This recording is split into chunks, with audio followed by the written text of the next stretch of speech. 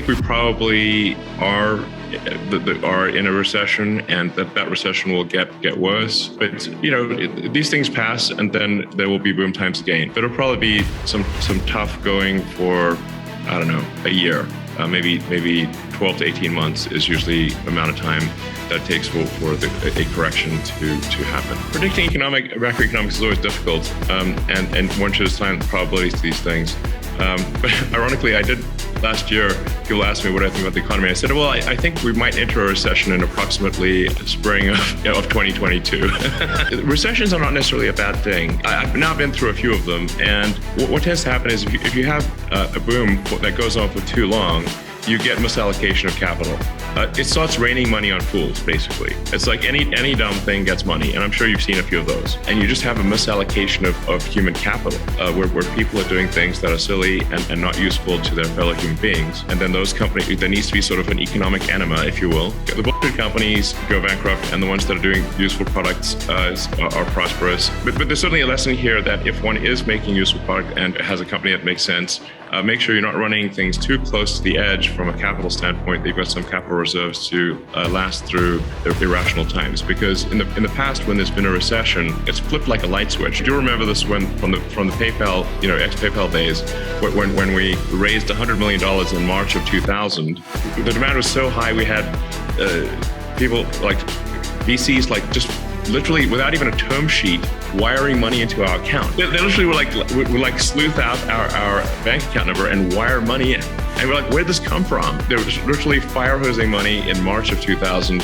And then in April 2000, the market went into free fall, and it went from raising money was trivial to even good companies could not raise money in a month. It's just important to bear in mind that PayPal almost went bankrupt in 2000. We came close, but thankfully we'd raised that $100 million in March 2000, without which we'd be game over basically. And we kind of saw it coming. We got the X-Confinity merger done in 3 weeks and raised $100 million because we were like, how is this? We see this coming to an end pretty soon. And then a month later, it was like nightmare, basically. Anyway, so it's just important to make sure if you're a healthy company, you got some capital to get through things. And then what's your costs? If it is a recession, which more likely than not, it is a recession. I'm not saying it is, but it probably is. Then just watch your cash flow and get to positive cash flow as soon as you can. The obvious reason for inflation is that the government printed a zillion amount of more money than it had.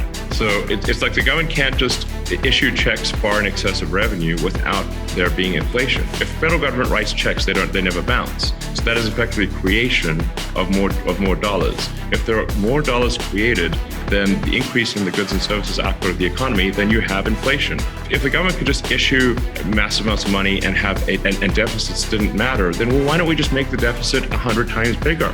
Okay, the answer is you can't, because it will basically turn the dollar into something that is worthless. And various countries have tried this experiment multiple times. Have you seen Venezuela? The poor people of Venezuela are just run roughshod by their government. So obviously you can't simply create money. The true economy is very important. Like, the true economy is the output of goods and services. It's not money. It's literally what is the output of goods and services. Anything that you call money is a way for us to conveniently exchange goods and services without having to engage in barter, and also to shift obligations in time.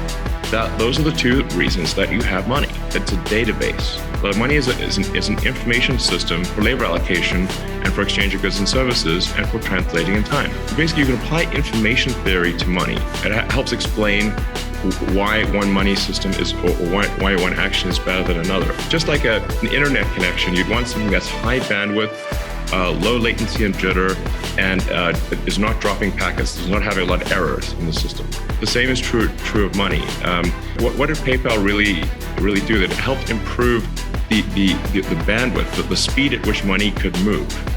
Instead of mailing checks back and forth, which amazingly that was what people did in 2000, you could now do real-time exchange of money, and now you could ship your goods immediately instead of mailing a check and waiting for the bank to clear the check.